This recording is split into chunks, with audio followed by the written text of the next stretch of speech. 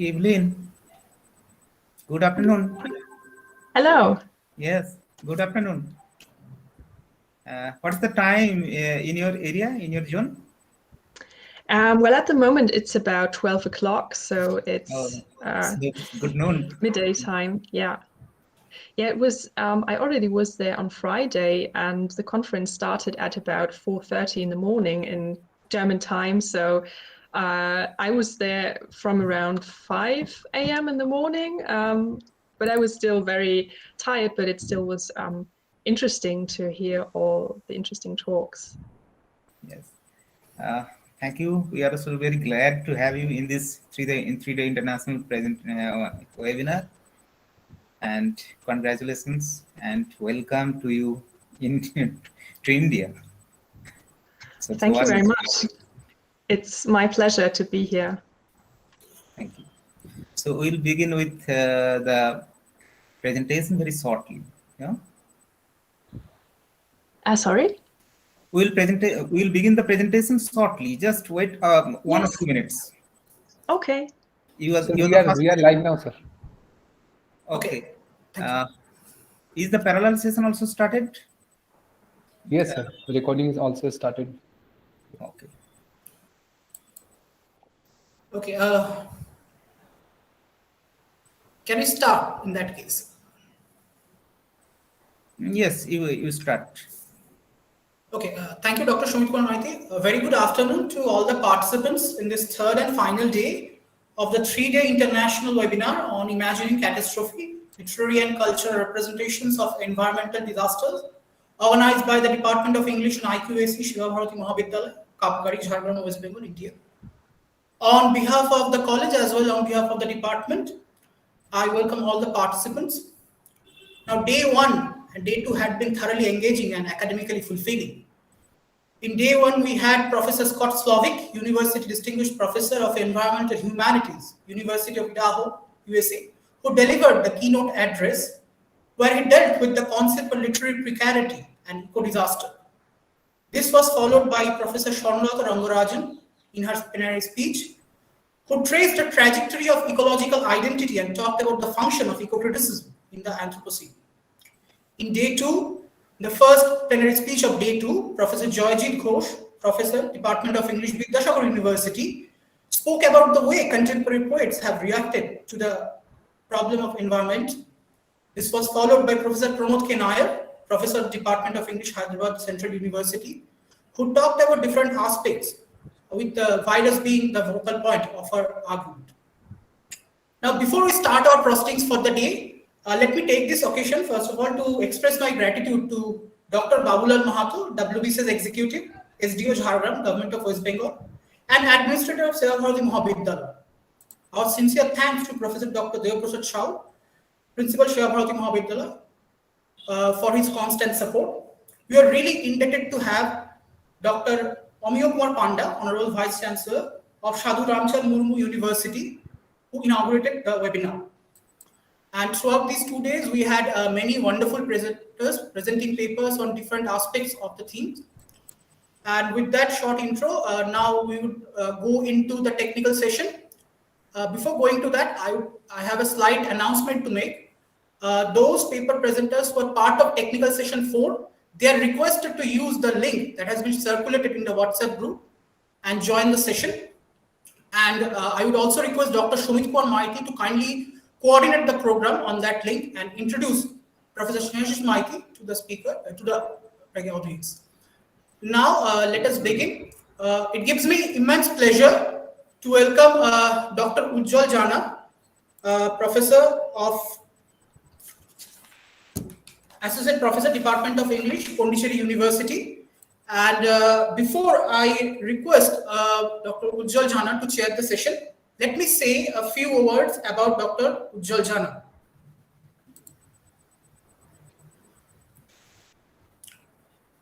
Dr. Ujjwal Jana is an Associate Professor of Literary Studies in the Department of English, School of Humanities, Pondicherry University, India.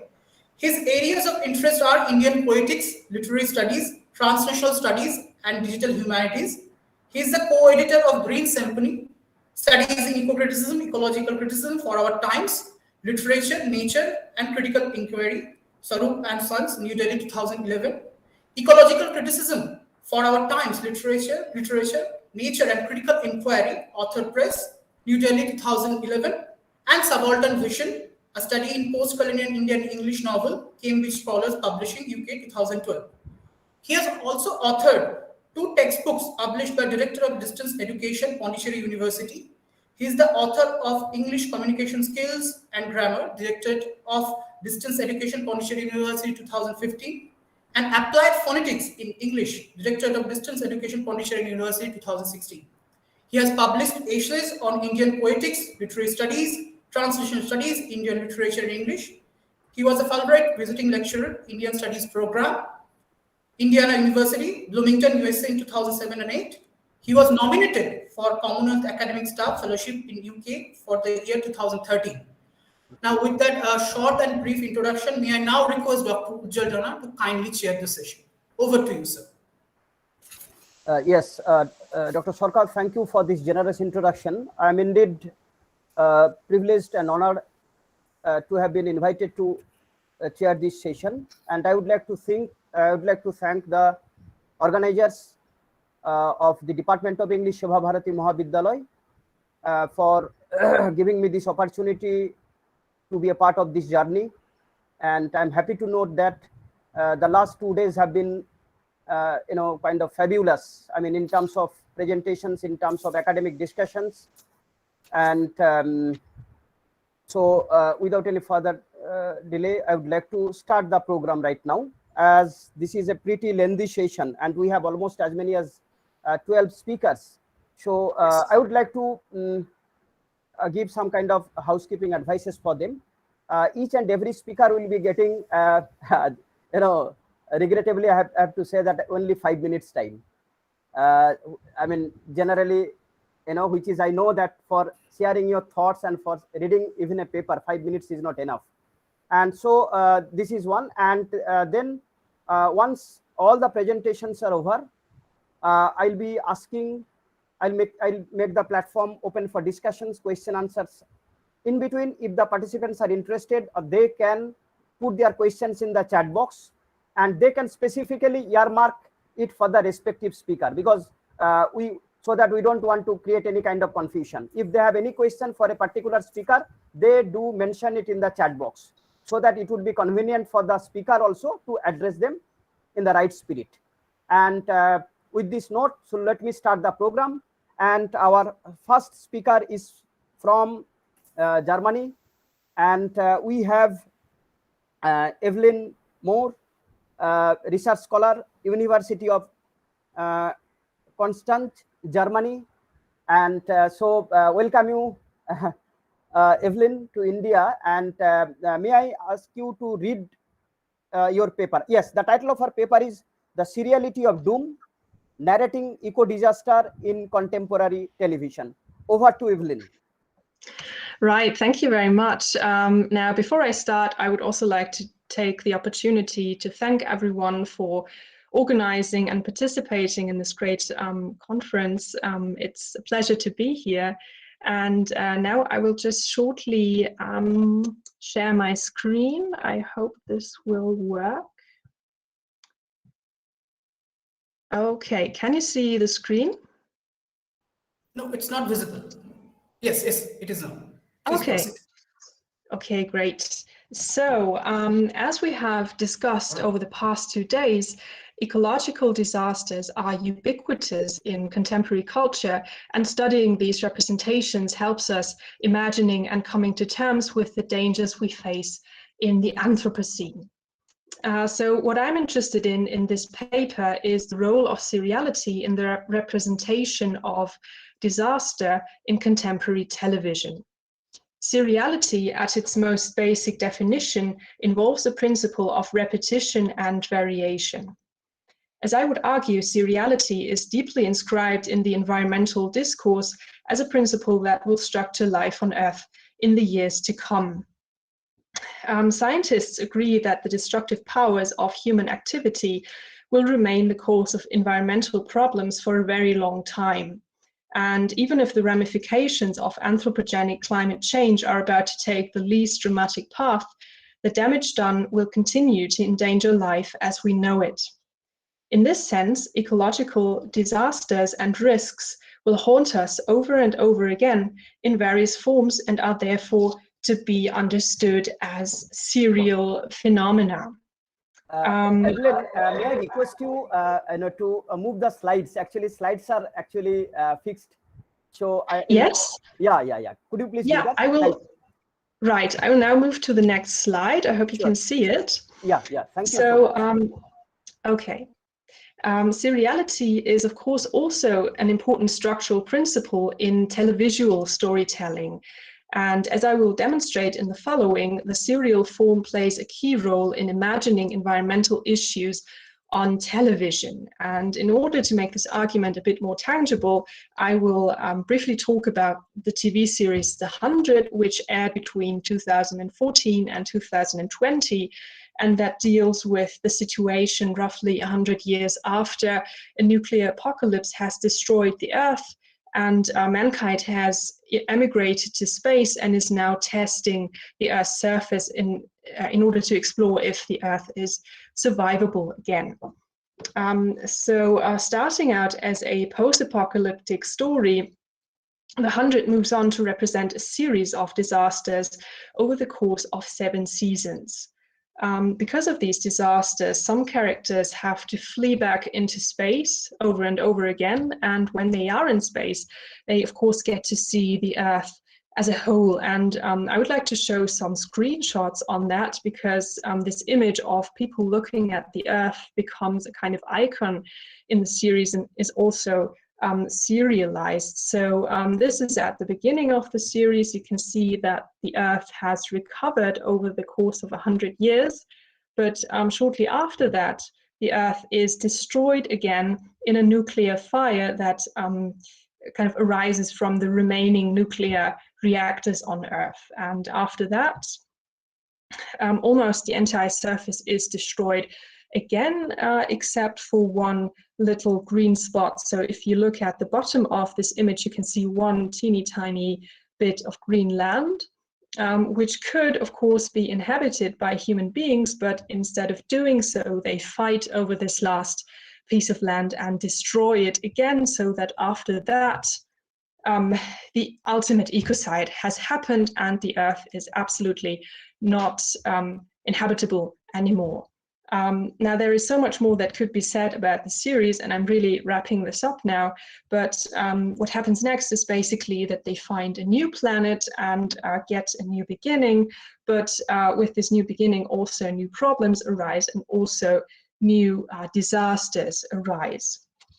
So what this series suggests is that the apocalypse is not a single event, but will happen over and over again due to human geopolitical conflicts, human technologies, and so on. So I would say that this offers a distinct way of representing environmental issues, as it fundamentally calls into question the possibility of a final solution or the saving of mankind. In conclusion, the depiction of disasters on television offers an important perspective to the environmental imagination by anticipating a series of disasters rather than one ultimate end of the world. So that's already it. I thank you for your attention. Thank you, Evelyn, for sticking to the time, and let me thank you for this informed understanding and reading of seriality in terms of its impact on eco disaster. Thank you so much. Let me now move on to our next speaker, Mr. Tariq Ali. Yes, Tariq actually is an assistant professor in English in the West Bengal Education Service in Government General Degree College, Mohanpur, Paschim Medinipur, and the title of his presentation is Cyclone Disaster and the Crisis of Imagination, Imagining Cyclone Vulnerabilities in Indian Anglophone Fiction. Over to you, Tariq. Yes, hello and good afternoon. Hope I am audible. Yes, you are audible. Okay, So the title of my presentation is Cyclone Disaster and the Crisis of Imagination, Imagining the Cyclone Vulnerabilities in an Indian Anglophone Fiction.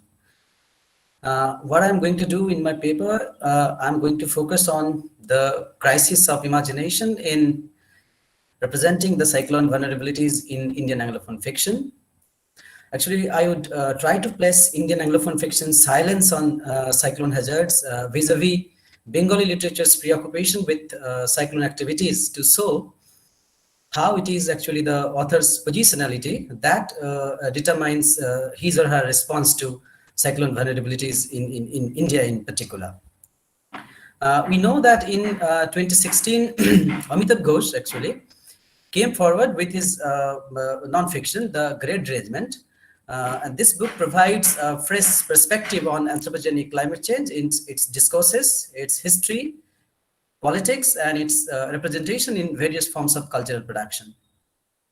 In this book, actually, Ghosh looks into our inability at the level of literature, arts, history, and politics to grasp the scale and violence of climate change. Ghosh has observed that serious fiction has failed to come to terms with environmental crisis, and that despite the overbearing presence of environmental challenges in our times, fiction writers have failed in creating story out of this pressing issue. According to Ghosh, it is really surprising that the writers and artists who take pride in their insights and foresights, in their political consciousness and social commitment, they have mostly remained silent on climate change, which is perhaps the most apocalyptic challenge to human survival on Earth today. Ghosh is not the first critic to address this issue of the crisis of imagination in representing climate change disaster. Critics like Erin James, Adam Texler, Astrid Breck, they have also observed that climate change casts a much smaller shadow within the landscape of literary fiction than it does in the public arena. In the time we are living in, the collapsing ecosystem and the freakish weather events, they have been so profoundly impacting our life, and it is in so many multiple ways that it is impossible anymore to deny the reality of climate change. And among all the natural disaster caused by human appropriation and colonization of the system and possession of nature, tropical cyclones are perhaps the deadliest and most costly ones. Tropical cyclones is in fact a generic term which refers to the extreme weather events that originate over the tropical and subtropical regions of the world's ocean. And tropical cyclones combine a number of hazards such as storm surge, lightning, torrential rain, inland flooding, and each of these significantly adds to the loss of life and property damage. A recent study based on the analysis of satellite records over the period of 1980 and 27 notes a 15% increase in cyclones with the wind speed of about 185 km per hour. And the environmental experts and climatologists, they have found a close interconnection among human-induced climate change, global warming, and rising cyclone events. If we focus on India in particular, the Indian subcontinent actually having a coastline of 7,000 kilometers is highly vulnerable to tropical cyclones. A report revealed by Indian Meteorological Department in 2021 indicates that there is almost a 32% increase in the last 5 years in the number of cyclones. And the report also reveals that the last decade has witnessed a sharp increasing in the average number of cyclones, 4 hitting India every year. But the fact is that despite this increasing frequency, despite this greater intensity and longer duration of tropical cyclone in recent years, creative writers have failed in addressing climate change-induced cyclone vulnerabilities in their imaginative writings in India. If we focus on the representation of cyclone vulnerabilities in literature, cyclone activities have been an important subject in mainstream Euro-American literature for a long time. There is an undeniable drama to tropical cyclones. Their massive scale affecting the lives of thousands, the foreshadowing of impending doom, and their ponderous pace as they approach the shore. And this has made them ideal plot elements in many literary works. Two of the earliest literary representations of tropical cyclone occur in Shakespeare's The Tempest and King Lear. In narratives such as Bonte's Wuthering Heights, Jorah Hudson, Their Eyes Were Watching God, T.C. Boyle's A Friend of the Earth, Daisy Ballard's The Wine from Nowhere, Joseph Conrad's The Typhoon. In all these narratives, we see representation of cyclone activities as major plot elements. However, in most of these narratives, the cyclone activities have been represented as symbolic background to human actions. They make use of tropical weather in the form of plot, drama, trope, image in order to highlight their relationship to the political, social, psychological realms of human affairs without looking into the larger problem of climate change and the role of human in it. But it is really surprising that notwithstanding India's vulnerability to getting hit by tropical cyclones, literary imagination in India has hardly responded to cyclone disaster and the violence it unleashes in both catastrophic and incremental ways. Have featured for centuries in world literature, given the potential for their violence and dramatic form to inspire the imagination. In Indian writing, there is hardly any fictional engagement with these violent weather events. And this silence on and lack of fictional engagement with cyclone hazards in India are particularly obvious in Indian Anglophone fiction. The Indian novelists writing in English have hardly shown any interest in addressing the issue in the form of story. As a novelist, Amitabh Ghosh himself has come to realize that cyclone events are very difficult to write about. The 1978 Delhi cyclone had profound impact on Ghosh's imagination, and Ghosh has recalled his experiences of that cyclone in the book The Great Derangement. And Ghosh confessed that for years after the incident, he tried to write about the Delhi cyclone in a sort of meaningful way, and he tried to think of incorporating it in his own books, but he always found himself struggling with it. He writes that it is certainly true that storms, floods, unusual weather events do recur in my books. Sorry for the interruption. Mr. Ali, we have allotted time for 5 minutes, so please wind up as soon as possible. I'm so sorry to intervene. Okay. In Indian Anglophone fiction, I have actually identified 3 novels where we find representation of cyclone storms. Among these 2 are written by Ghosh, The Hungry Tide and Gull Island, and one by Pankaj Seksaria, The Last Wave. But even in these novels, cyclones feature only marginally. In both The Hungry Tide and The Last Wave, we see romanticized representation of cyclone events, whereas in The Hungry Tide, Fakir saves Pia's life in sacrificial embrace in the tidal storm scene. In The Last Wave, it is Seema who sacrifices her life to save Haris when confronted with a cyclone. And in The Gull Island, we find reference to the Bhola cyclone of 1970 or to the cyclone Ayla of 2009. Okay, but unlike this lack of imaginative response to cyclone disaster in Indian Anglophone fiction, Bengali literature has been very responsive to cyclone storms and associated disaster. I have many books, Bengali fiction and poems where we find the representation of cyclone disaster, but for the time constraint, I cannot refer to all of them. But what are the reasons? What are the reasons behind this silence and non-representation of cyclone disaster in Indian Anglophone fiction? Whereas in Bengali literature, we find significant preoccupation with cyclone storm.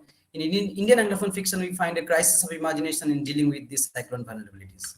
One possible reason that I have identified for this absence of cyclone storms in Indian Anglophone fiction may be that whereas Bengal is a riverine plain and it has river-oriented culture and economic system, most of the authors writing Indian Anglophone fiction live in urban areas, sometimes outside the country. Therefore, in most of the cases, when a weather emergency like cyclone occurs, they remain relatively sheltered and unaffected. And this lack of personal and direct experience of the city-based Indian Anglophone authors prevents them from considering cyclone storms to write about them in the form of stories. Again, most of the Indian Anglophone fiction, we know that there has been very much terrestrial and very little is set on the coastline. But as climate change is increasing day by day, as the number of cyclones is increasing, so we see that people who have not been prone to cyclones, they are also being affected to cyclones. So in coming future, I hope we will see more and more representation of cyclone vulnerabilities even in Indian Anglophone fiction. Thank you. Yeah, thank you, Mr. Ali, for your intervention. I mean, timely intervention into this very, very pertinent kind of questions. And of course, because of the lack of time, we couldn't hear from you, the texts. Particularly, maybe I'll be. If you can put it in the chat box, that will be good. I mean, what are the Bengali fictions? Even I am personally interested to know about that. If you can do that, that would be great. I mean, please do that. I mean, a couple of fictions in Bengali. All right. So all right, thank you. I'm doing it, sir. Yeah, yes, thank you I'm so writing much. Into the chat box. And it has got a lot of potential. And I think the very, very pertinent question and a very timely question that you have raised through your paper. Okay, now Okay, sir. let Thank me you. move on to Devashish Sau. Yes, yes, Am I audible? yes, Am I audible, sir? yes, yes. You are audible. And Mr. Devashish Sau is a state-aided college teacher, category 1, Sukumar Sengupta Mahavidyalaya, Keshpur, West Bengal. And Mr. Devashish will be presenting on collapse of civilization, describing the role of human beings on climate disaster in Kim Stanley Robinson's Science in the Capital trilogy. Devashish, I'll make a small request to you. Please do stick to the time because we are already lagging behind the time, and as you know, we have a valedictory also. So please stick to the point. And in case, if it is possible, you can share your main ideas and thoughts with us if you think, instead of presenting. All right. Yeah, sure. All right. Good afternoon, everybody. All the presenters, chairperson, and organizers, and the audience. Today, I'm going to present a paper on Kim Stanley Robinson's Science in the Capital trilogy. It's a 3-book trilogy which has important aspects about modern climate change atmosphere, and as Zizek had said that the nature, the problems of nature has become kind of opium for people, and it is a kind of opium also for me. And we can see that since the late 1980s, when it first came to attention to wider public, that global warming has been generally recognized as one of the greatest challenges facing humanity. The past 2 decades has been increasing amount of science fiction that we have seen science fiction that deals with this issue. But if we go to the prehistory of this problem, we can see that there is a kind of general history about representation of climate change. For example, we have seen that the Epic of Gilgamesh and the flood, the story of flood in the Old Testament, and of course we can see that what Anthropocene studies has done to this thing. But I'm going to stick to one genre here, that is sci-fi. It is not a kind of a scholarly genre right now. It is being talked about significantly now. But it talks about many things. It talks about climate change, its political, social, and psychological and ethical issues. Moreover, climate change novels, especially sci-fi, and also many films, is a kind of therapeutic pace for us. Today, I'm going to give some background study of these science fiction novels which deals with climate change. For example, when we see that the growing green concerns of the past 4 decades, of course, had a discernible influence on literature beyond science fiction. Climate change and environmental disaster more generally have been dealt with by a range of novelists and normally identified with science fiction. However, many such novels are similar to the ecological future histories of science fiction, as they imagine a future setting in climate change Earth. On many points, then it is worth noting that the question of whether a text is designed to show this climate change in a text, or it actually talks about the greater problem, which is the dooms of the civilization or the collapse of the civilization. As my previous presenter has already said, that it is a kind of cyclic process. We cannot imagine that the society or the civilization will collapse tomorrow. But this cyclic process has been clearly demonstrated by Kim Stanley Robinson in his trilogy, that is the Science in the Capital. Kim Stanley Robinson is an American science fiction author, and in this trilogy, he acknowledges that the stories which takes place in the era of climate change can no longer rely on old categorization of nature, which is culture and nature binary. So he therefore asks that we must tell a different story. The network structure that make it difficult to read nature as something apart from human. So we cannot differentiate human from nature. And the question of Anthropocene comes here. So in this trilogy, we can see that it brings attention to the kind of interaction between humans and nature. His novels explore how climate change complicates ideas of the park as a space set apart from the city, instead presents as a space where close entanglement with nature is possible. The prime space of this narrative is that which it allows the multifaceted human nature relationship. while there is many other things there, but we can reimagine this human nature relationship in this trilogy. On the one hand, he draws that introducing large scale geoengineering policy, the political policies, and the scientists which are biogenetically modifying our society, modifying our human life. But the story reveals that the capitalistic approaches and the past interventions of the art system, it is very difficult to actually protect our nature.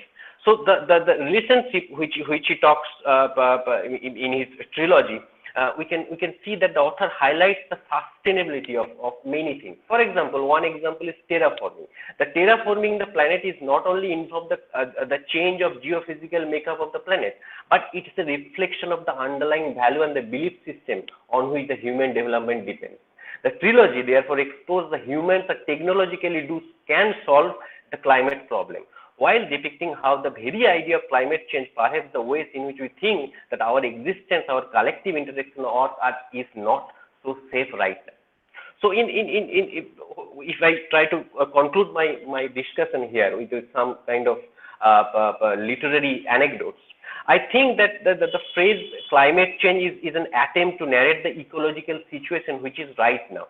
But we cannot explain it as a whole. I don't think that this is just a coincidence that the climate change is a kind of a burning point at this point of time. It's the opium at this point of time. Lots of words, lots of phrases has been used for this climate change: global warming, climate change, sustainable development, decarbonization, premature culture, climate adaptation, cruel optimism, climate mitigation, hopeless hope. But we cannot pinpoint one problem while seeing this kind of text. So I'm going to give my final thought on this, that the potential of this sci-fi or climate change fiction, which is a branch of science fiction, is well, but we should not be very much messagey or preachy or very environmentalist while reading or creating this text. If we want to make some changes through these climate change fictions, we must talk about the literary value of this text. We have to depragmatize the text. We must talk about the factual things. We must not speculate. And the speculative measurement is very different from scientific measurement. As my previous presenters have already said, that if we think that the climate change will actually drive the ancient civilization or the current civilization into demise, then we are thinking wrong. We can think about Maya civilization. We thought that it has collapsed. But if we go to the anthropological research, we can see that it survived through Mexico, Central America for many years, 7 billion years. But we are going to, this text not only talks about those kind of things, it talks about, these texts are kind of optimistic. It talks about that there is some kind of problem created by human beings, and we are the creator of those problems, and we can solve those problems, and we have to deal with those problems. And while talking about those problems, or talking about those catastrophes, we always tend to forget that we must have a concept of adaptation.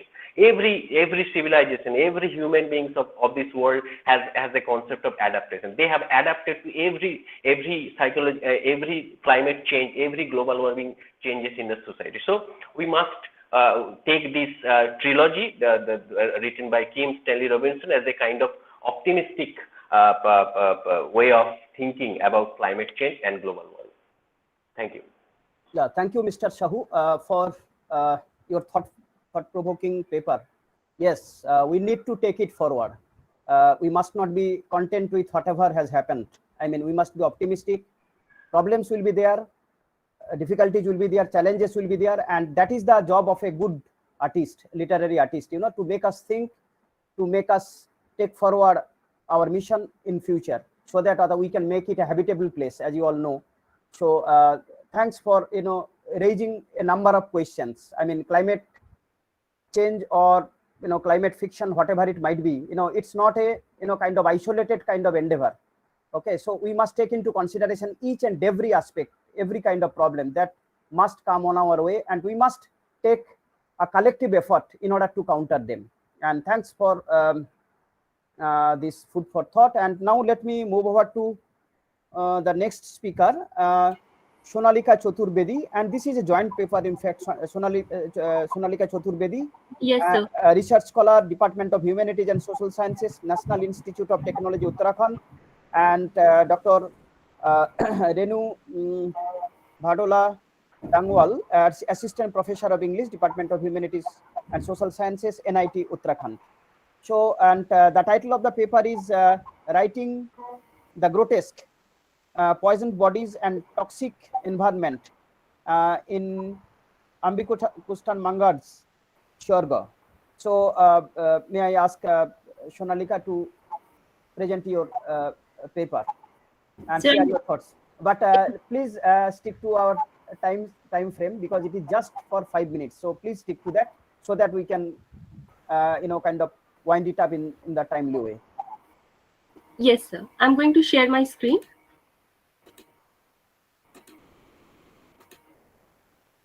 Is it visible? No, Sonalika. Yes, I think it's going to be visible. Yeah, we are able to see it. Okay, sir. Good afternoon, everyone. So today, my topic of presentation is Writing the Grotesque, Poisoned Bodies and Toxic Environment in Ambika Sutin Mangar's Swarga. Now, we all know that environmental degradation has affected the physical and mental form of both humans and non-humans, thus binding the body to its environment. Now, this inseparability of body and place situates the corporeal entity amidst toxicity. Okay, so it necessitates the interaction between disability studies and ecological humanities, which has been accounted, on terms of separatism till now. Now, the present article takes up this entanglement of disabled bodies and toxic environmental conditions, and it thus scrutinizes its representation in the novel Swarga. Okay, this is a novel which was originally published in Malayalam by Ambika Sutin Mangal. Okay, now on the emerging formations of eco-crypt theory, the novel imagines the local Swarga, which is habituated by devastated bodies, and it compels its protagonists to navigate through the constructs of embodiment in the backdrop of endosulfan tragedy, and it brings forth the ways in which such slow violence and slowly dying defines contours of ecological disaster. Now, particularly in terms of marginalized community, and it therefore calls disability in conversation with environmental justice. Now, questioning the complexities that encompass human understanding about corporeality, the paper unearths and speculates Mangar's bringing together of myth and folklore with disability and environmental toxicity in the novel, and it deliberates on the representation of grotesque in literature.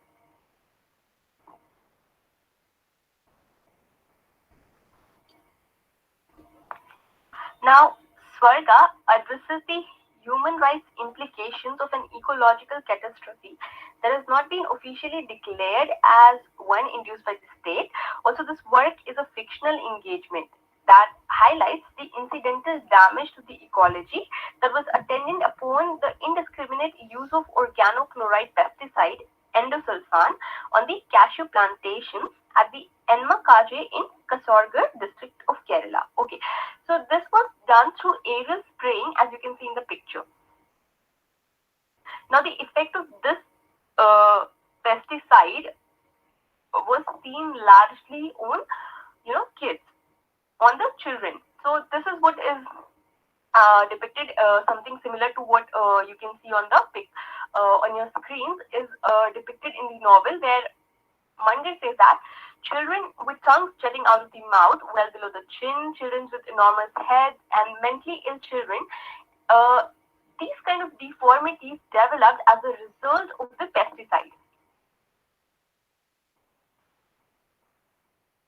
One of the journalists in the novel says, I quote, "In Swarga, in Petri village alone, there are more than 1,000 suranga. The abundance of water, which made this place heaven, is what's making it hell now. 25 years, the poisons being sprayed on those water bodies. Now, in this code or in this dialogue, we can see the intensity and the longevity of the pesticide that has been sprayed on the natural body. Okay, so the water bodies have been impacted through 25 years, and this is not something that has happened in a day or two. So these people have been suffering for a very long time, and that is why it is now visible in the bodies of the. Okay, so coming to the point where Amanda brings mythic tales, folk tales, folklores, he imbibes it along with the narrative. As you can see on the screen, it represents the truth steps as mentioned in the novel. So he says that the truth steps were supposed to be steps in which people could not lie, and when they would lie, there were some repercussions. And when Neelakantan learns about the plight of the people of Inmakajay, he also notices that the seat of truth had been ravaged. Okay, no one could climb up the truth steps and bow down to the truth anymore. So this was a very symbolic representation. Next, the other instance is he says that he meets a crab, as I've just tried to show a referential image over here. So he meets a crab and he feels as if the crab is questioning him regarding, the crab is asking him questions that what has your race done?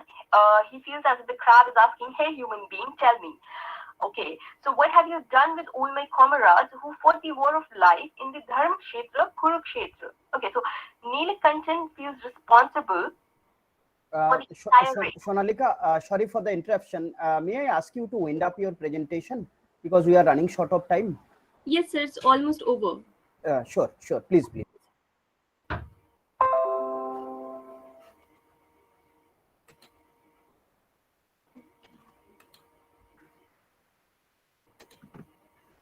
Next, the other instance is he says that he meets a crab, as I've just tried to show a referential image over here. So he meets a crab and he feels as if the crab is questioning him regarding, the crab is asking him questions that what has your race done? He feels as if the crab is asking, hey human being, tell me. Okay, so what have you done with all my comrades who fought the war of life in the Dharma Kshetra, Kurukshetra? Okay, so Neelakantan feels responsible for the entire race. In these ways, the text locates disability within the interstices of the ecological, social, and spiritual context of the people. Okay, the disability of the discipline of disability studies is integrated into ecological paradigm.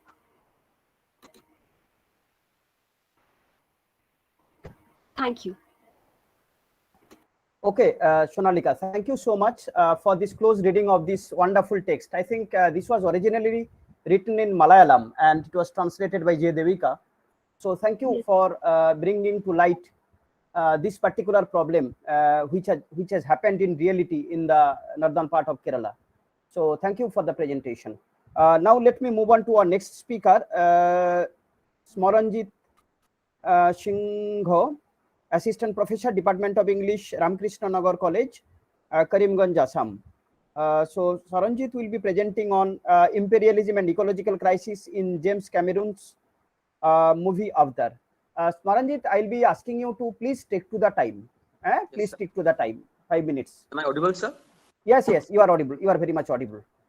A very good afternoon to all. The title of my presentation is Imperialism and Ecological Crisis in James Cameron's movie Avatar.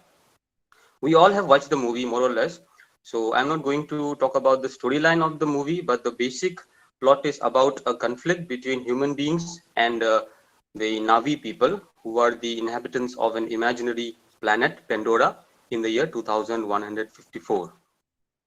In this paper, I am trying to focus upon two issues.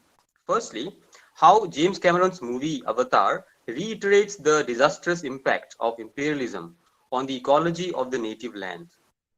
And secondly, how does this movie symbolically depict a post-colonial future of mankind in the period of ecological consciousness? Talking about the first point, I would like to refer to the book Ecological Imperialism by Alfred W. Crosby, where he suggests that the industrialization and modernization of Europe was made possible through an exploitation of the ecosystems, mineral resources, and human assets of whole continents outside Europe. A similar theme is notable in the movie Avatar. In their attack on Pandora to extract unobtainium, which is the precious material, the humans in the movie remind us of early colonizers. This is suggested in the movie by the words of Parker Selfridge, the corporate administrator for the RDA mining operation in Pandora. He says to Dr. Grace, the exobiologist, I quote from the movie, "This is why we are here, unobtainium, because this little gray rock sells for 20 millions a kilo. That's the only reason. It's what pays for the whole party. It's what pays for your science," unquote. So it is shown here that science becomes a tool in the hands of material profit-seeking corporate market. This is how science and nature are pitted against each other within the framework of the conflict between the colonizer and the colonized. Again, it is seen that the movie reminds us of the idea of Orientalism as made famous by Edward Said. The hatred and apprehension for the native landscape and ecology is a feature of the Orientalist discourse. This is exemplified in the movie by Colonel Miles Quaritch, the head of the mining operations security group, who describes the ecology of Pandora in these words. I quote from the movie, "Out there, beyond that fence, every living thing that crawls, flies, or squats in the mud wants to kill you and eat your eyes for jujubes," unquote. Now, Jake Sully in the movie, in his Avatar, almost proves this statement to be true when he initially adopts an offensive attitude towards Pandora's ecology. It is only through Neytiri, the heroine, and the daughter of the Navi chief that Jake Sully realizes how the humans have misrepresented the native ecology and that nature is not to be tamed forcibly, but to be respected and revered. Now I'm coming to the second point of my paper, and it is about what message this movie really wants to give us, keeping the colonial past as its symbolic context. This question revolves around the character of Jake Sully. Jake Sully's identification with the local Navi humanoids, absorption into the Navi culture that centers around nature worship, and finally, discarding of the human form seem to represent the West's attempt to negotiate with their colonial past and rectify their mistakes if possible. From an ecological point of view, it appears that James Cameron uses the character of Jake Sully as a voice of conscience, as a voice of responsibility on the part of humans in preserving nature and stopping the further decline of the already exploited ecology of the native lands. So these are the points I wanted to discuss. And in conclusion, it can be said that Avatar offers a vision for future of a better world where imperialism has no place and where nature and man can coexist harmoniously. Thank you very much. Yeah, thank you, Mr. Singho, for your beautiful presentation, because ecological concerns or ecological challenges are not only manifested by the writers, they are also in other art forms, and one of the most formidable forms of expression is the movie. And so thank you for bringing to us this particular aspect. Thank you, sir. Now let me move on to the next speaker, Anukriti Bajpai. Is Anukriti here? Yes, I'm here. Can you hear me? Yes, Anukriti. And yeah, Anukriti is a student of MA English, University of Delhi. She will be talking on creative communication for conservation visual humor as a response to Anthropocene in Rohan Chakraborty's green humor for a graying planet. So over to Anukriti. Yes, thank you so much. And you were talking about different art forms. So here I bring yet another art form, which is comic form, the visual humor that I'm going to be talking about. So when we talk about catastrophe or eco disasters, what we have to discuss is how humanities and arts respond to such crisis. Because I think what COVID-19 has essentially done is kind of reignited the debate of science versus humanities in the time of disaster. So we are seeing a lot of webinars happening around that. What will humanities do in a time of disaster? So of late, okay, first of all, I think I will tell what I'm attempting to do in this paper. So I want to look at how humanities and arts provide creative ways to initiate discussions on conservation by looking at visual humor as a response to the Anthropocene. And before I begin, I quickly want to discuss about the Anthropocene. So of late, we have started hearing a lot of buzzwords like eco-doom, eco-crisis, eco-art, and many more. So news from the ecological front has been very alarming of late. We hear about climate change and the near certainty that these developments are man-made. So ecological disasters like climate change are the biggest crisis that we are facing right now, and it almost eclipses even the COVID-19 pandemic. Species are going extinct, sea levels are rising, polar ice is melting, and the planet is dying in front of our eyes. So when we talk about the Anthropocene, this is essentially what we are talking about. It is the epoch used to describe the most recent period in Earth's history when human activity has started to have a significant impact on planet's climate and ecosystems. So in midst of all this doom and gloom, Rohan Chakraborty, who is a dentist by profession and an artist by passion, has used a unique tool to raise awareness about climate change and animal conservation. And this is humor. So it is said that what can't be said directly can be said through humor. And that is what Chakraborty does. Through humor and art, he talks about climate change, he talks about capitalism, he talks about sustainable living, and even the COVID-19 pandemic. It is like a strategy of creative communication for conservation. If we So Rohan Chakraborty says that if we can design cars and bullet trains inspired by wild animals, I'm sure we can also find ways to be more sustainable inspired by their ways. So this comprehensive and satirical take on the various threats the natural world is facing today is sure to provide a sense of much needed levity to the topic, and also at the same time, I think expertly conveying these uncomfortable truths with maximum effect. So as we see in Chakraborty's book, the humanities are not to police cultural issues, but to debate them and to provide critical and free thinking.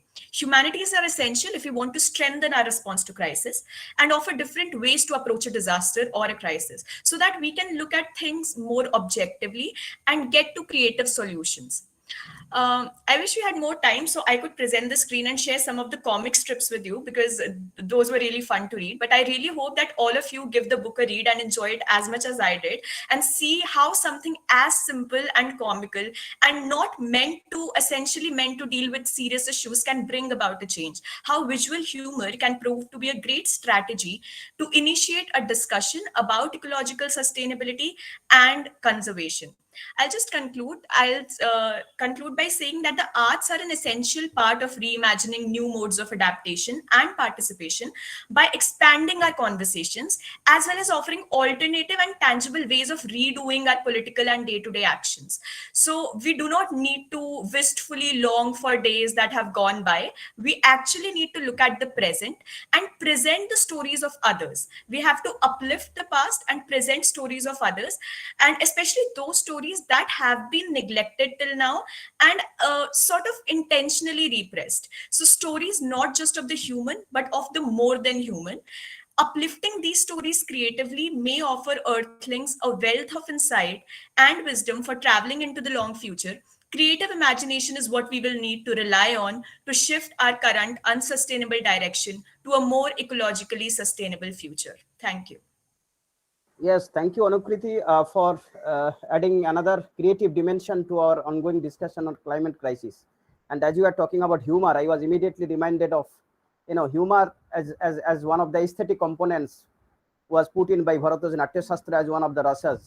So I'm just thinking that, how the cycle is coming to a whole, because, almost in first century AD, second century AD, the idea of humor, which we call it hasya rasa, comic sentiment, and of course it was used in a different dramatic context. But now look at it. I mean, how all these basic human sentiments or basic human components, they have been always used as a kind of tool or a kind of device for advance our human understanding or bringing in creativity. So thank you for putting a different color and dimension to it. And is it I mean, just for the sake of curiosity, is it a proper kind of novel or a graphic novel? Yeah, it's a graphic novel. It's actually a collection of comic strips. So it has a lot of comic strips, about hundreds of them. And it's a collection that he has produced under the name A Green Humor for a Graying Planet. Sure. Thank you so much. And I always ask all the participants also, please try to develop them into full-fledged paper. Whatever you are presenting here, as a teacher, I always suggest my students also. I mean, whatever you are presenting here and there, please try to develop them into full papers. Try to publish them in the world's best of journals. Ultimately, kind of your ideas, I mean, it will not only give you academic mileage in terms of point and in terms of career, but also it will kind of dissemination of new knowledge, new scholarship, what is happening in Indian context, Indian texts, how they are capable of solving these problems in a creative way. So okay, with this note, let me move on to the next speaker. Yes, Mr. PG Minimol, research scholar, National Institute of Technology, Calicut. Minimol is here. PG, yes, PG Minimol. Are you here or? Oh, yes. Okay. Please start your presentation. And as you know, unfortunately, we have 5 minutes time allotted for your presentation. So please stick to that. And we are not able to hear you. Please unmute yourself.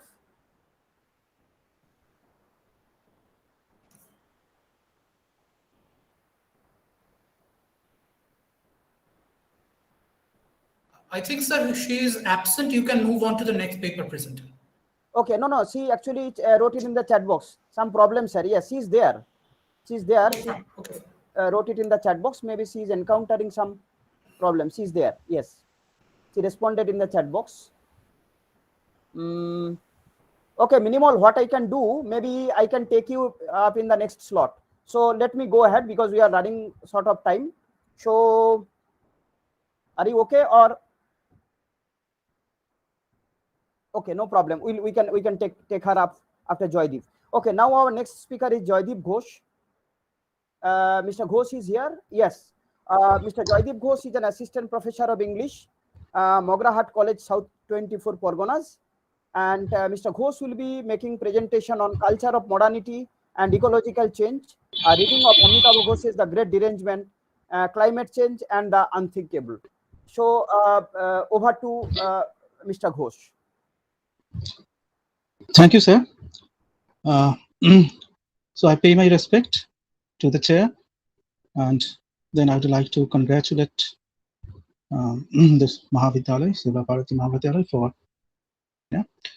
My take is on culture of modernity and ecological change, as sir pointed out, and I will just point out some of the portions, some of the relationship between the modern culture and the ecological change. And I think that some of my previous speakers, such as Sheikh Tariq Ali or Anukriti, they have also sometimes mentioned about the problems and some pros and cons, and some of the ideas which were propounded in the novel of, especially in the non-fictional text of Amitabh Ghosh.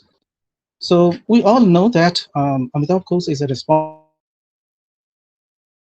thinking for long to accommodate the theme of climate change and its consequences on human beings in his novels.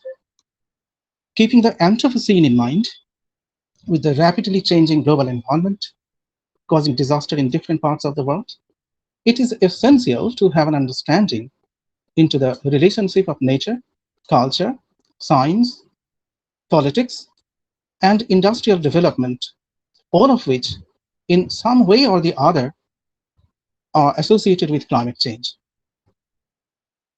Jessica Barnes and Michael Duff, they also suggest that it is not just about hotter temperatures and melting ice.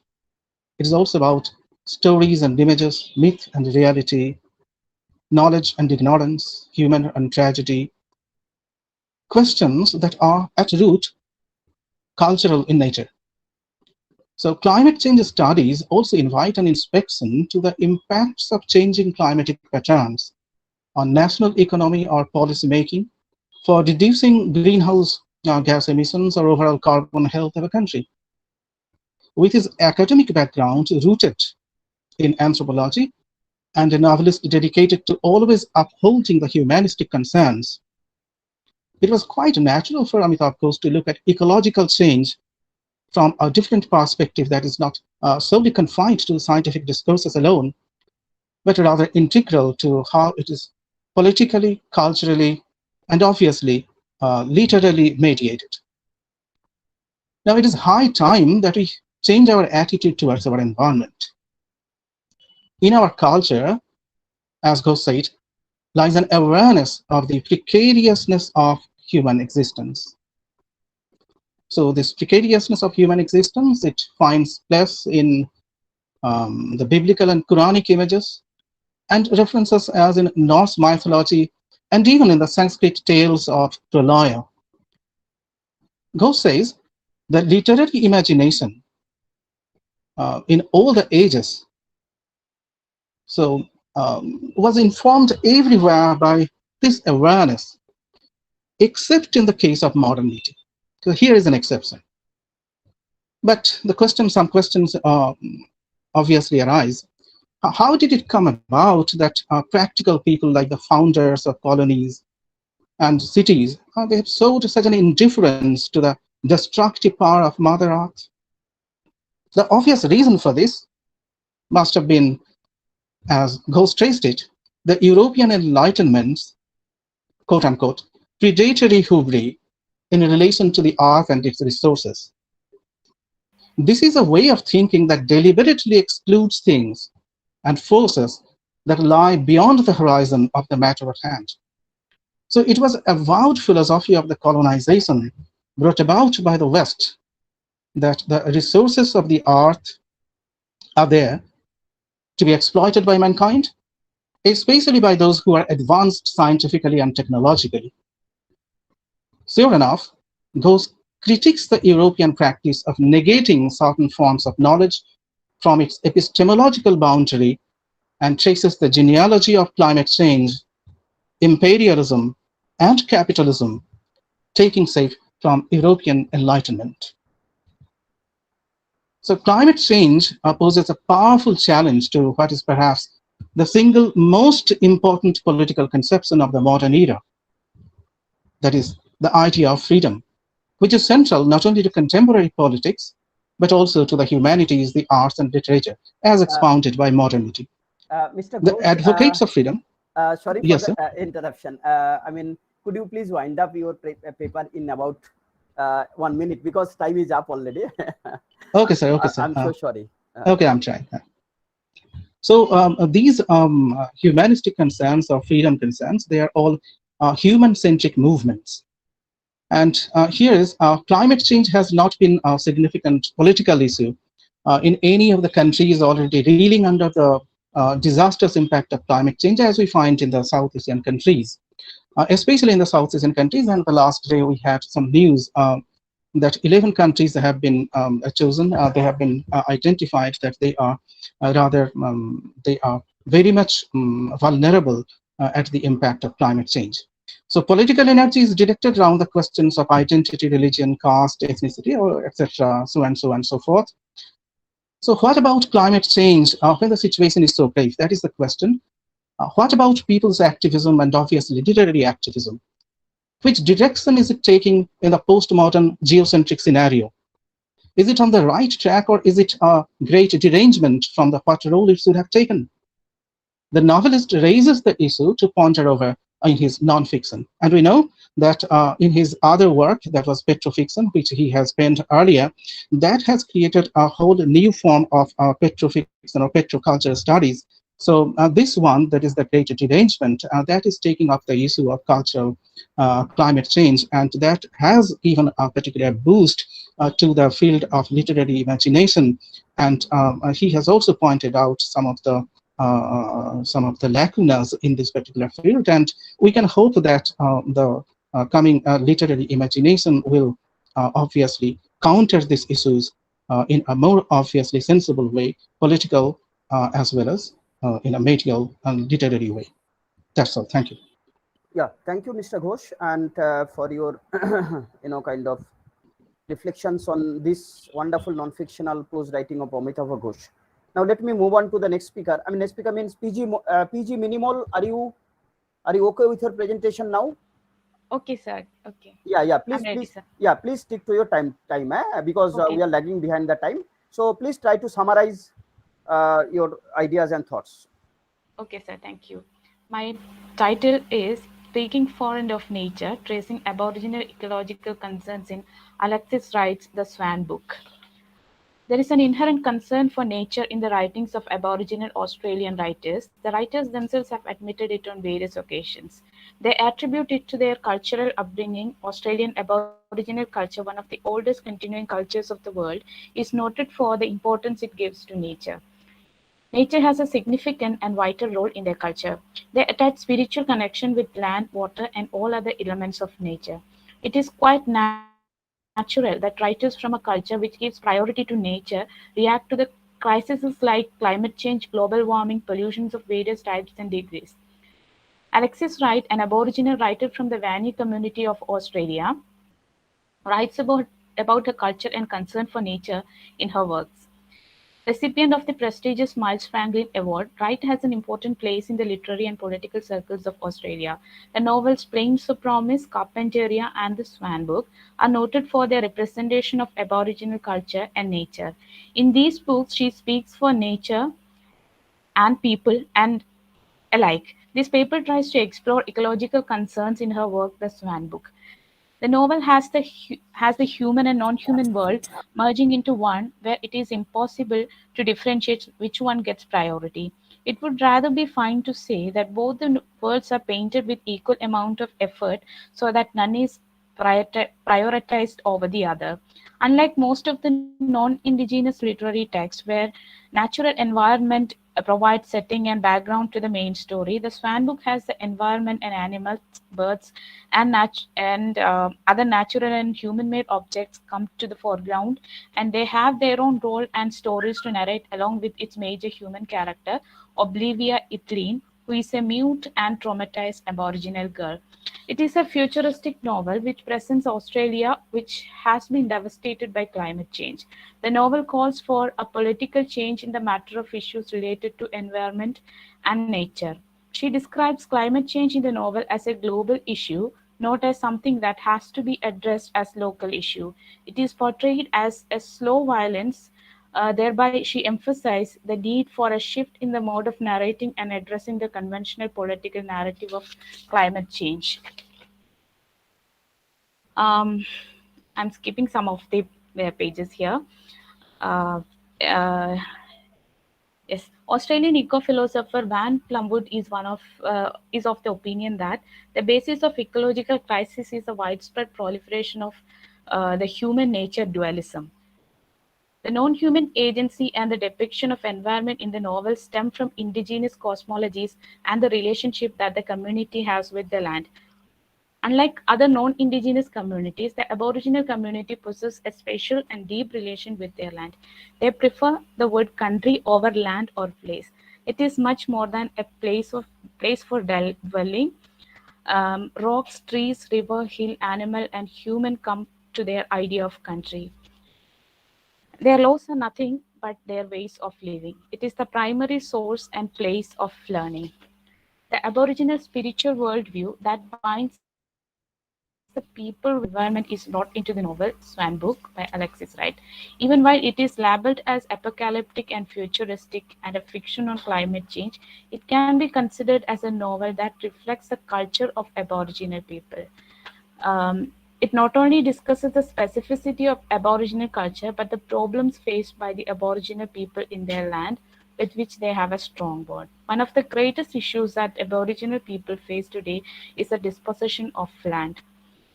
There is a history of struggle against dispossession of land in Australia by Aboriginal community. Oblivia, the main character, can metaphorically be considered as the land itself.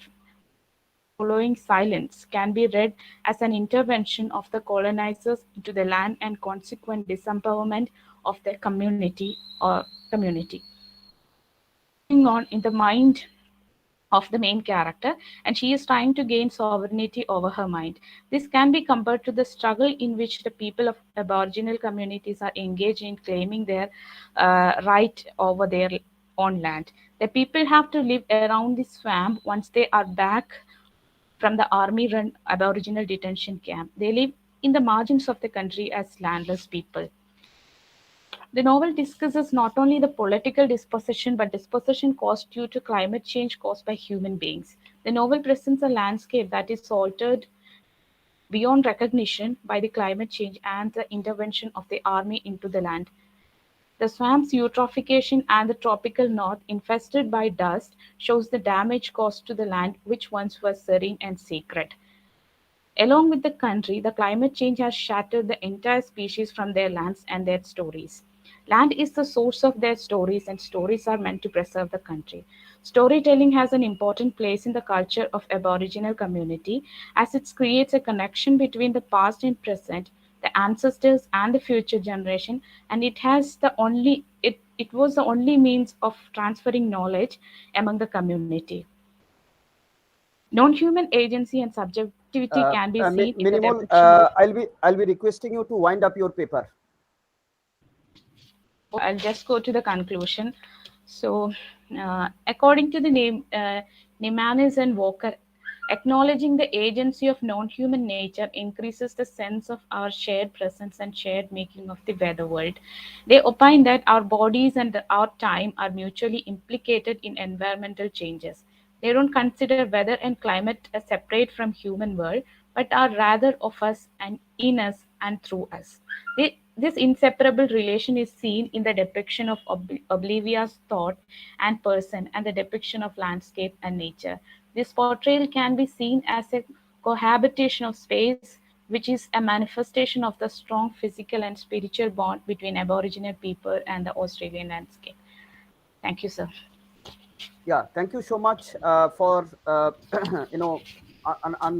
uncovering so many important aspects of this futuristic novel, which basically talks about the culture of disposition, the culture of environmental crisis in the whole of Australia. Thank you so much for making us aware of the problems that is happening in the Aboriginal communities in Australia. Okay, now let me move on to our next speaker, Mr.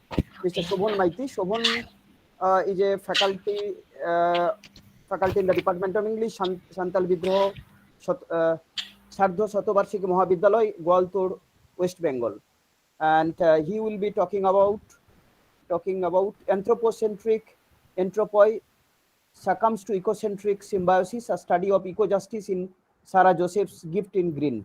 So again, once again, I'll request you to stick to the timetable, as you all know. I need all of your support in trying to do that, because I think valedictory time is now, I mean, it's already time for valedictory, but still we are in the session. Please cooperate. And, okay, sir, thank you. Thank you so much. Please go ahead. Okay. Thank you, sir. Paying due honor to the Honorable Chair and my co-speakers and also the organizers, I would like to begin my paper. The title of my paper is Anthropocentric Entropy Succumbs to Ecocentric Symbiosis, a study of eco-justice in Sarah Joseph's Gift in Green. I begin my paper with a quotation from Gandhiji. The earth has enough resources for our need, but not for our greed. The novel Gift in Green by Sarah Joseph, who is a seasoned Malayalam writer you all know, deals with the contemporary call to preserve nature and to unravel the callous behavior of consumerist culture that destroys the inextricable relationship of its people with the environment.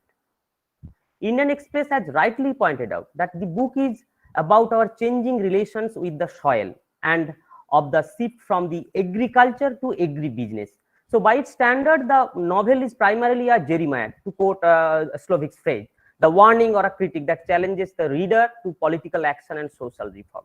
Undoubtedly, the novel is situated at a high place in the canon of environmental studies. Without compromising the aesthetic aspects, Sarah Joseph shapes her material with apocalyptic imagery, rhetorical strategy, literary allusion, etc. The metamorphosis of Athi from an idyllic sylvan serene green Bengal to a bizarre land is indeed a shock treatment that elevates one to the realization of how fundamentally interconnected we are in this universe.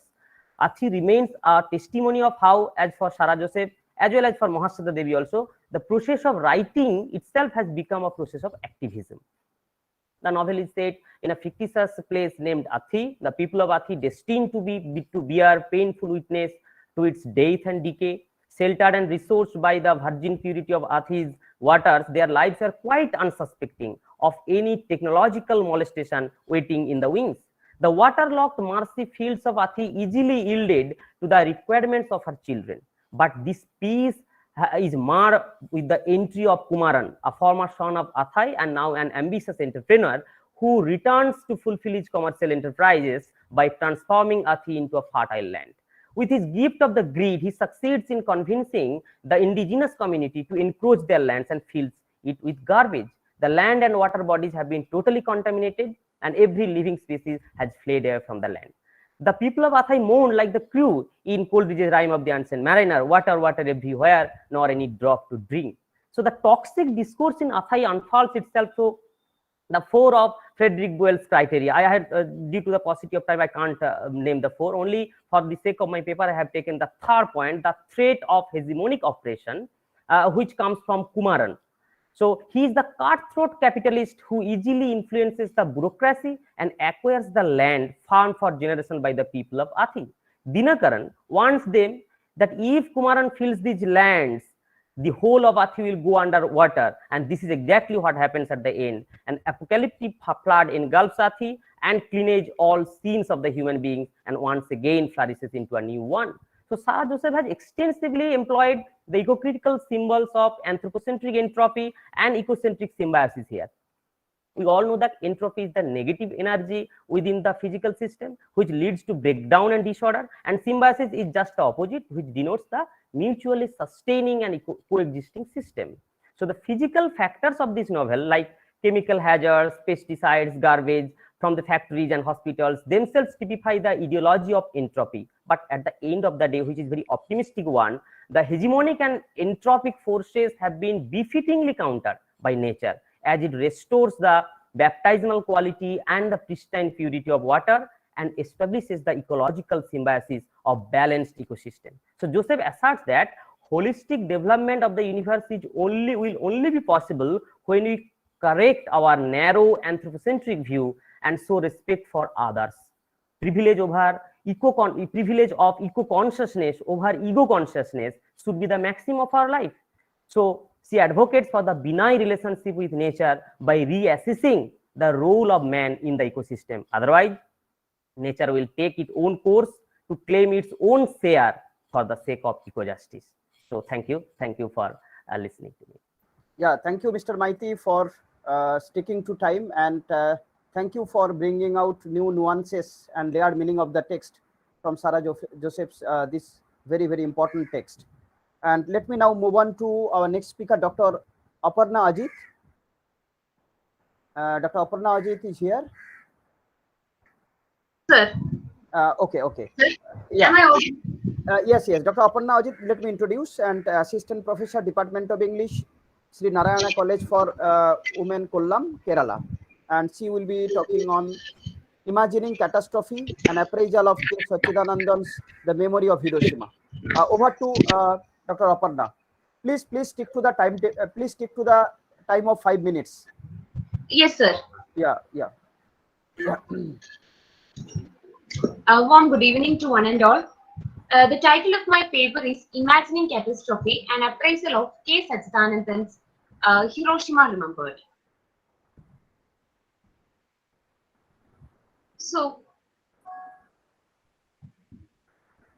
So in this poem, what we can say is the memory of Hiroshima or Hiroshima Remembered. Here the paper or the poet tries to look at the horrors of radioactive pollution and the hazards that gives to our environment. And this poem that was first written in Malayalam, Hiroshima Orma, by the poet, and later it was translated into English by himself. And this poem was written on Hiroshima Day 1991, and is dedicated to the people of Peringom. It's a small village in the district, Kannur district of Kerala. And there, people were fighting against a proposed nuclear reactor. And what happened? Maybe we can say that this is the first place where this project has never happened. Maybe it is a collaborative effort of many sectors. That means environmental, social, political, and education sector. So what happened means because of the struggles or because of the battle, or when all these people, when they join hands together, and this project never came to the limelight. And for that, people, they have shown their struggle. As a part of their struggle, what happened is this can be called as a singular instance of success in India in scrapping a proposed nuclear planet. And this was possible only with the continuous pressure and also with the protest these people have taken, because they know that when such a kind of thing happens, how it is going to create or how it is going to cause our environment, and what are the after effects. And as we all know, or you might be aware of a place in Kerala itself, that is in where this endosulfan incident has happened. So there, what happened means, there, because of this the reaction of this endosulfan thing, even now when new people are born, there are many people who are still differently abled, or they even face the dangers, or even they face the problems that have happened to many years before. So here, what we can see, this sport is basically talking about how means we have to bring solidarity. We have to bring solidarity with the people, and also how we can bring life and peace back to the earth. So when it was announced that a nuclear power plant is supposed to come at a place in Kannur, that is a small village, so how it is going to affect the people, not just about the village people, and how it is going to cause a kind of eternal harm or eternal danger to the entire humanity. So here the poem is divided into three parts, and in first section, the poet tries to give a description of what all has happened in Hiroshima. And as we all know, that it is the first place of where this nuclear incident has happened. So in the first portion, he is giving a kind of description about the heinous incidents that happened owing to this Hiroshima bombing. And in the second stanza, or the second part, poet is taking us to another place, that is again in Chernobyl in Russia, where when nuclear disaster has happened. And in the third portion, poet is trying to tell the people what all things we can know. And when the poem begins, he tells, "We, grass, no storm can break, survivors of rabbits, earthquakes, and revolutions, silent witnesses to murderous crimes, say no more." So here what he says is that the local people or the common people, they are just the mute spectators, or they are just the silent sufferers. So towards the last answer, what we can see is the poet is telling the common people to raise their voice, because it is our land, it is our need, and it is our necessity to protect the land. So for that, what we have to do, we should not remain as mute spectators. It is time to wake up. It is time for the mothers to wake up, not just the mothers, and it is also time for it's also time for a new witness. Brave peasants, rearing futures gold in paddy fields, and grandchildren's dreams, with the tears of ancestors dried up on the ritual mask of witness, retrieve from the poisoned earth. Now it is time to retrieve from the poisoned earth, and it is time for a new awakening. And it's our duty to bring peace and life back to this earth. So we know that what all kind of gruesome events have happened in Hiroshima. And here, poignantly, the poet has given a picture. Cherry blossoms dissolved in the white heat of the scorching summer. Dr. Aparna, sorry for the interruption. May I ask you to wind up your presentation? Yes, sir. Yes. Molten ice, molten time. So let me conclude my paper by saying that it is the need of the art to save our nature.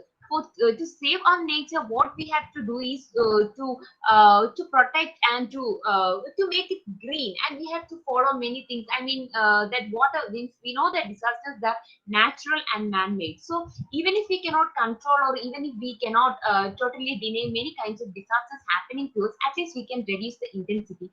A kind of effort we can take from our part. So at least something that we can use is bring into policy the use of 3R, at least: reduce, reuse, and recycle. That's it. Thank you all. Thank you, Dr. Aparna. for your presentation. Now let me move on to our next speaker, Saidur Rahman Laskar. Saidur is an assistant professor in English, Vidyanagar College District, South 24 Pargana, West Bengal, India. And Saidur is going to talk about examining crisis in environing one's habitat, place attachment and displacement anxiety in Kipling's The White Seal from the Jungle Books. Saidur, nice to see you after a long time. Thank you very much. Okay, so Yeah. as you know, we are restricted by the timeline, so please stick to that. Yeah, thank you very much, to introduce me and my topic. So I will not, topic once again. So I will go straight to my paper. This is, I will begin the text with a quotation. Why can't people stay where they belong? Which is asked by the mother seal from the text, the white seal. The sea catch in Rudyard Kipling's story entitled The White Seal, embedded in Kipling's The Jungle Books.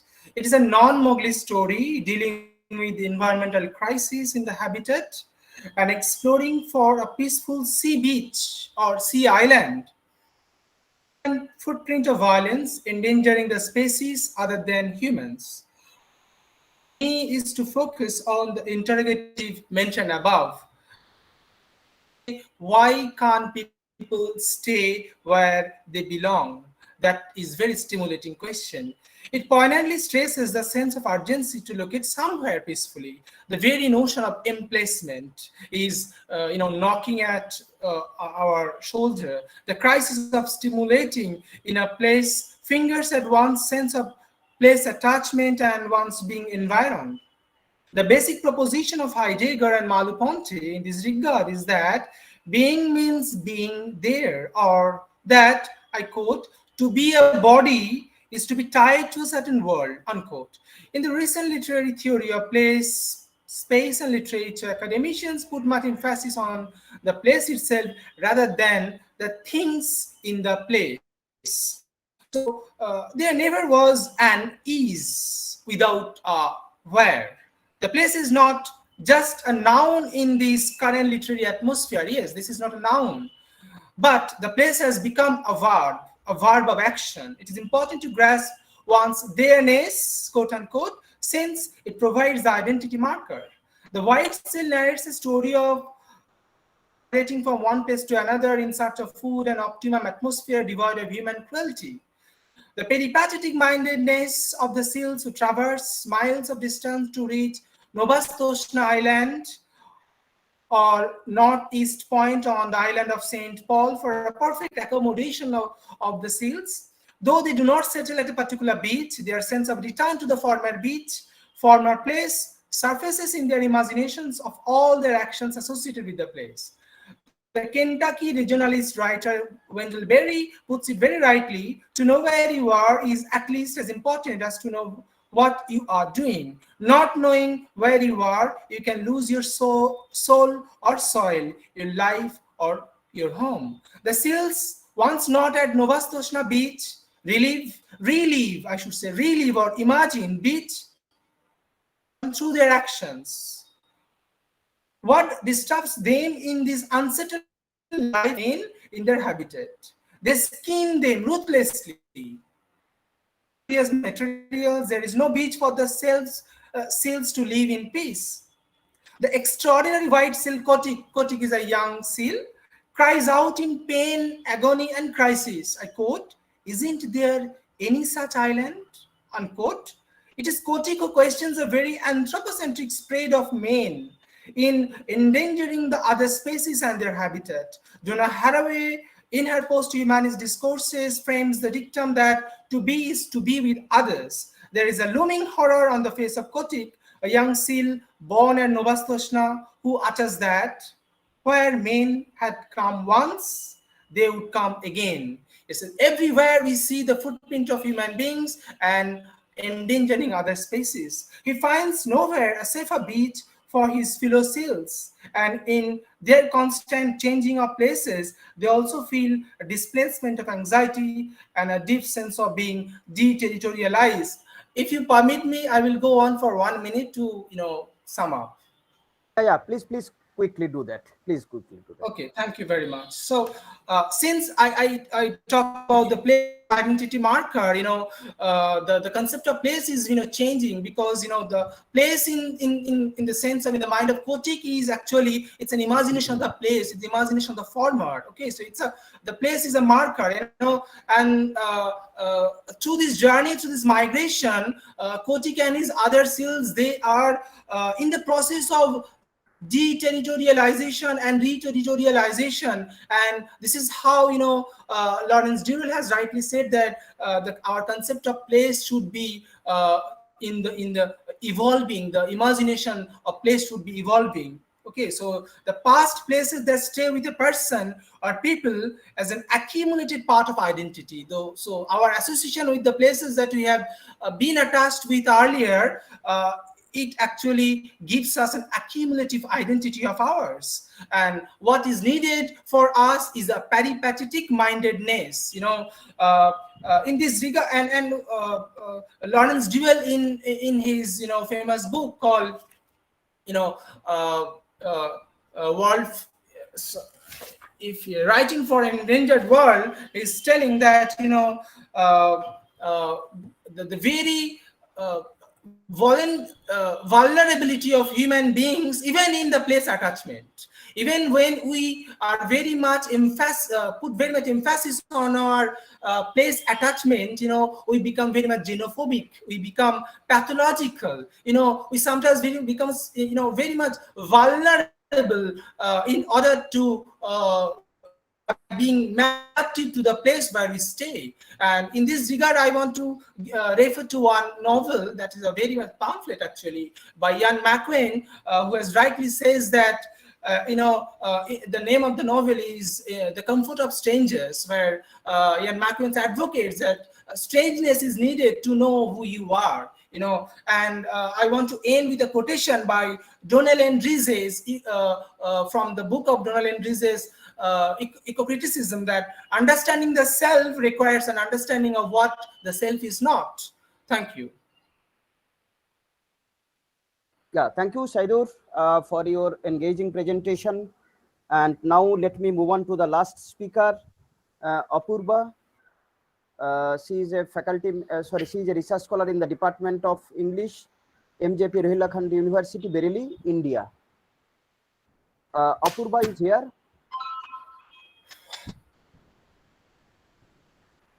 May I request you to respond in the chat box? Are you here?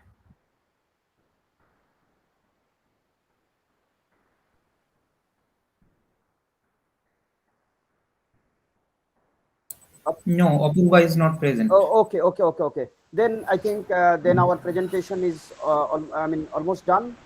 And so I think we are of course lagging behind the schedule. And so probably there are no questions from the participants also. So can I wind up the session, Sumit? Can I wind up? Yes. Yeah. Okay. Thank you, sir. Thank you for your insightful observation on the different papers. I take this occasion to congratulate you also for agreeing to become the chairperson, and also to the paper presenters for presenting different papers on the aspects of eco-disaster. With that, we come to the end of this. Sorry, Professor Rick Sokal. Let Professor Ujjwal Jana wind up the session. Okay.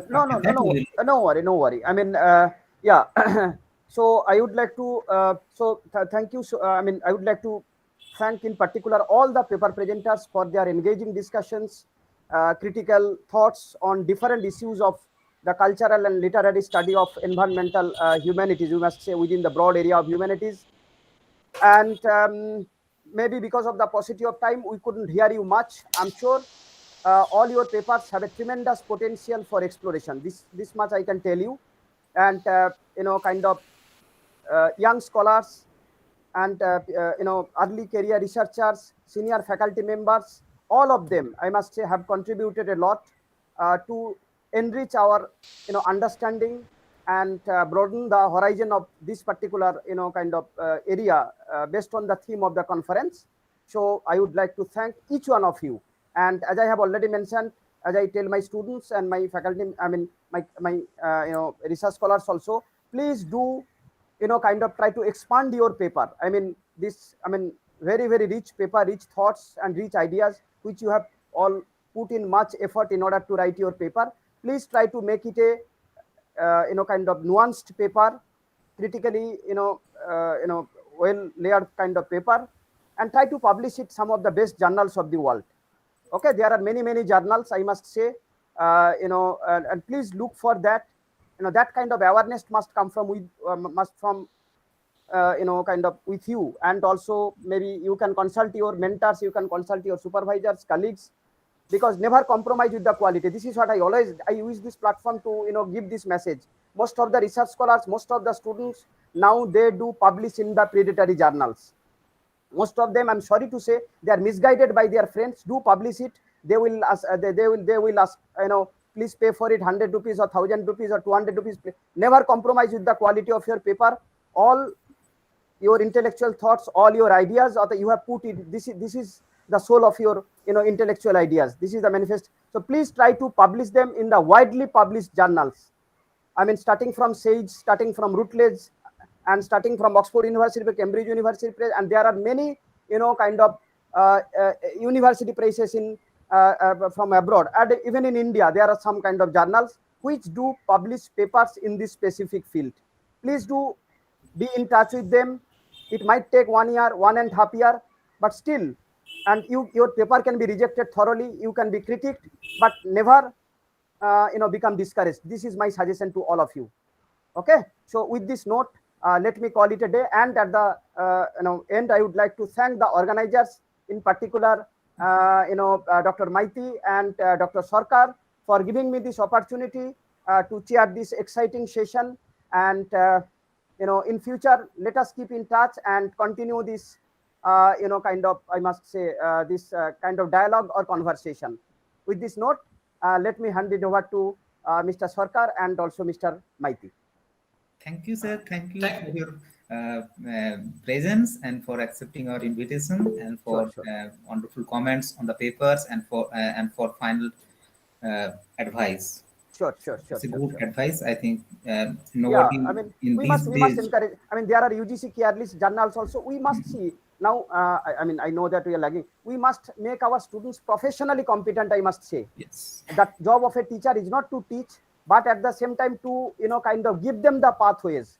They have the potential, they have the kind of thing, and we must make sure that their creativity, their productivity is not kind of misused. I must say, I am using the term, putting in the wrong journals, predatory journals, and paid journals and everything. Of course, UGC care list journals are there. You can kind of, I mean, as a teacher, we can encourage them, we can ask them how to open the portal, visit them, read many papers, which there are many journals which publish papers absolutely online. So we can do this kind of service to our students, to our scholars, and even to our colleagues also. I'm sorry to say, many of the colleagues also may not know these kind of avenues and this kind of thoughts. So, and also at the same time, I can ask you also, if you need any kind of academic support or anything else, I teach in the Department of English, Pondicherry University. You can be in touch with me. You can use my official email ID. I always prefer the email communication. If you need any academic help, I'm always there. So thank you so much, and let me call it a day and wish you a nice weekend. Thank you so much. Thank you, sir. Thank you for your cautionary word at the end of the session. With that, we come to the end of this technical session, and as you can see, it is being posted there in the chat box, the feedback link. So I would request the participants to click on that link to fill up the feedback form in order to get the certificates.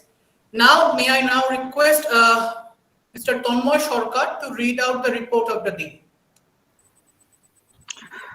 A very good evening to everyone. Myself, Mr. Tanmoy Sarkar, a Shared College teacher, Seva Mahavidyalaya, Kapgari, Jhargram, West Bengal, India.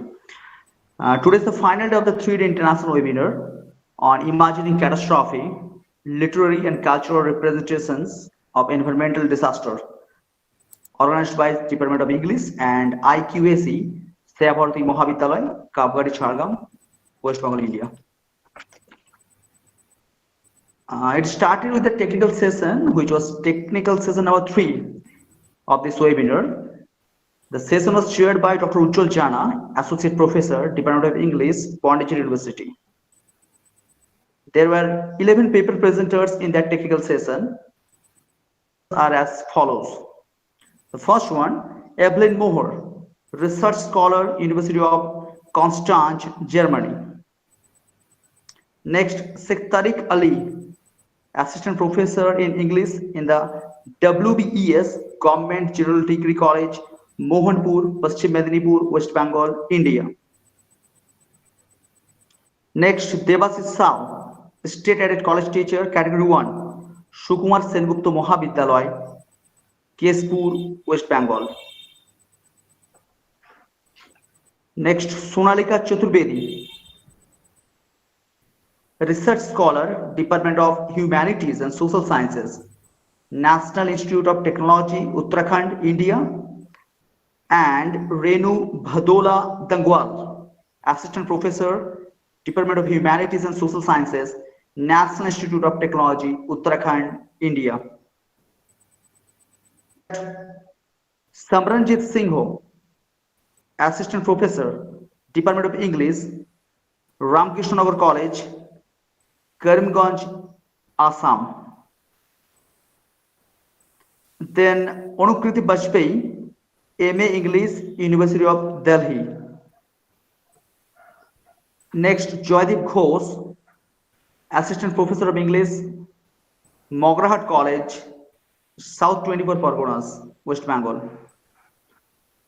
Thereafter, Minimal PG, research scholar, National Institute of Technology, Calicut, Kerala, India. Then Shobhun Maiti, assistant professor in English, Santal Bidroho, Sardhu Shotobarsiki Mahavidyalaya, Gwaltor, West Bengal, India. Next, Dr. Aporna Ajit, assistant professor, Department of English, Sri Narayan College for Women, Kollam, Kerala, India. After that, Sahidur Rahman Loskor, assistant professor in English, Vidyasagar College, South 24 Parganas, West Bengal, India.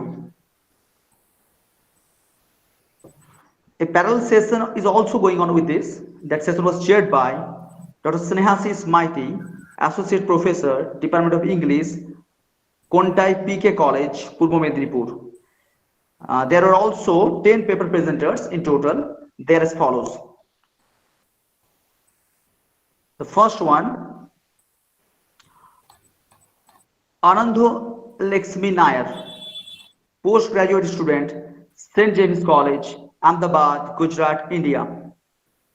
Next, Trideep Khan, Sect 1, Department of English, Chandrakona Vidyasagar Mahavidyalaya, Chandrakona, Paschim Medinipur. Prithika S, research scholar, Abhinav Singalam Institute for Home Science and Higher Education for Women, Coimbatore, Tamil Nadu. Next, Dr. Ravi CM, assistant professor, Department of English, University College of Arts, Tumkur University, Tumkur, Karnataka. Thereafter, Dr. Meenakshi J. Kulkarni, assistant professor, Department of English, LAD College for Women, Nagpur, Maharashtra, India. Thereafter, Noyana NV, research scholar, Muslim Arts College, Tirubhitankur, Monomaniam Sundaranar University, Abhisektapati, Tirunelveli, Tamil Nadu. Next, Dr. Subhasri R, assistant professor, Department of English, Bharati Dasan Government College for Women, Puducherry, India. Research scholar, English, National Institute of Technology, Uttarakhand, and Renu Bhadola Dangwal, assistant professor, English, National Institute of Technology, Uttarakhand. Next, Rajdeep Vijayaraj, student, Master of Arts in English, Department of English, School of Humanities, University of Hyderabad. And Prachi Guradia, student, Master of Arts with Research in English, Department of English, University of Mumbai. And finally, Jahra Ahmed, MA English student, Patna Women's College, Patna, Bihar, India. So this is all about the events of the final day of this 3-day international webinar. Thank you very much. Thank you, Mr. Tanmoy Sarkar, for reading out the report of the day. Now I request Dr. Shomit Kumar Maiti to kindly offer the vote of thanks on this occasion and conclude this webinar. A very good evening, everybody. We are at the very fag end of 3-day international webinar. And I must now declare that the 3-day international webinar on imagining catastrophe, literary and cultural representations of environmental disaster has been a grand success. Now, let me express my heartfelt gratitude and sincere thanks to the chief patron of this webinar, Dr. Babulal Mahato, Administrator, Seva Bharati Mahavidyalaya, for gracing the inaugural event and for his encouraging words. We are also grateful to the chairman of this webinar, Dr. Devaprasad Sahu, Principal, Seva Bharati Mahavidyalaya, for his kind cooperation and constant motivation in organizing these kinds of academic endeavor. I express my hearty thanks to Dr. Binod Chaudhuri, Vice Principal, Seva Bharati Mahavidyalaya, for his kind support and cooperation. I also convey my deep sense of gratitude and hearty thanks to Professor Dr. Amiya Kumar Panda, Honorable Vice Chancellor, Sadhu Ramchand Murmu University, Jhargram, West Bengal, for gracing the inaugural session of this 3-day international webinar and for kindly inaugurating the webinar with his very scholarly speech. And my special thanks goes to Papiya Das for singing the beautiful song as the inaugural song in the very opening of this 3-day international webinar. I must convey my profound gratitude and sincere thanks to the 4 resource persons, to the 4 eminent resource persons in this 3-day international webinar. Professor Scott Slovic, University Distinguished Professor of Environmental Humanities, University of Idaho, USA. Professor Swarnalata Rangarajan, Professor, Department of Humanities and Social Sciences, IIT Madras, Chennai, India. Professor Joyjit Ghosh, Professor, Department of English, Vidyasagar University, Midnapur, West Bengal, India. And Professor Pramod K. Nayar, Professor, Department of English, University of Hyderabad, for their remarkable, insightful, resourceful presentations in the first 2 days of the 3-day international webinar. My special thanks also goes to the chairpersons, Mr. Subhendu Shekhar Noskor, Assistant Professor of English, Vidyasagar University, West Bengal, the Honorable Chairperson of the Technical Session number 1, Professor Gautam Buddha Sural, Professor, Department of English, Bankura University, the Honorable Chairperson of the Technical Session number 2, Dr. Ujjwal Jana, Associate Professor, Department of English, Pondicherry University, the Honorable Chairperson of the Technical Session 3, and Dr. Snehasis Maiti, Associate Professor, Department of English, Kontai PK College, Purbo Mednipur, the Honorable Chairperson of the Technical Session number 4. I express my heartfelt thanks to all the resource persons and the chairpersons for giving us time, for the academic community of our college, and for enlightening us with their wonderful deliberations. I must express my deep sense of appreciation and thanks to my dear colleagues for their constant support and cooperation. I convey my sincere thanks to all the learned participants, paper presenters, students, researchers, delegates from various colleges, universities, and academic institutes across the globe who participated in this live program to make the 3-day international webinar on imagining catastrophe, literary and cultural representations of environmental disaster, and enjoyable and memorable one. Now, I will end with a note of warning. In the last 3 days, we have many discussions about the theoretical aspects of environmental disaster, but we should not forget about the practical implications of this theoretical knowledge. The danger of coronavirus is not yet over. Wear masks, maintain physical distancing, and strictly adhere to all the COVID-19 protocols to defeat the deadly, dangerous pandemic and COVID-19 virus. So with this warning, I once again thank you all the participants, my dear colleagues, the honorable resource person, and everybody. Thank you, thank you. Thank you, and namaskar to everybody. Thank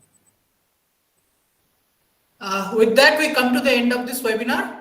You all have been a wonderful audience. Stay safe, take care, goodbye.